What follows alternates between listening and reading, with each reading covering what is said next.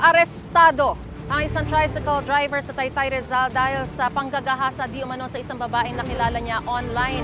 Itinanggi ng suspect ang paratang at sinabing ibang tao raw ang gumawa ng krimen. Narito ang unang balita ni EJ Gomez. Sa bisa ng arrest warrant, nasa kote ng mga pulis ang lalaking ito habang namamasada ng tricycle sa Barangay San Juan sa Taytay, Rizal noong Biyernes. Nahaharap ang 32 anyos na akusado sa 3 counts of rape. Ayon sa pulisya, taong 2013 nangyari ang umano'y panggagahasa sa Taytay at lumabas ang arrest warrant noong 2015. Ngayon lang siya nahuli after niya magtago. Siguro inisip niya na wala na siyang kaso or hindi na siya makikilala.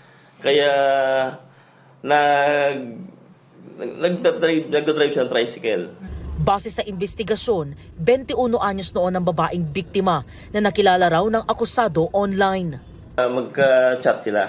Nagkakilala sila through social media. And then yung victim natin from Quezon City, they decided to mag-meet up dito sa Taytay. So itong victim nag-file ng kaso. Allegedly, nirape siya ng 3 beses ng ating suspect. Itinanggi ng lalaki ang paratang. Hindi po totoo yun, ma'am. Wala po nangyari sa amin. Ano lang ginawa niyo? Pinakilala ko lang po sa magulang ko, tapos umuwi po kami sa bahay. Sabi pa niya, nagahasa nga raw ang babae sa inuman, pero hindi raw siya ang gumawa.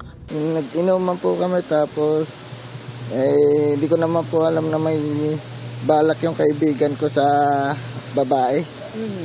Nalasing po ako. Pag gising ko na lang po, papunta akong CR, nakita ko sila nag-aalikan. Sa custodial facility kasalukuyang nakukulong ang akusado. Ito ang unang balita. EJ Gomez para sa GMA Integrated News.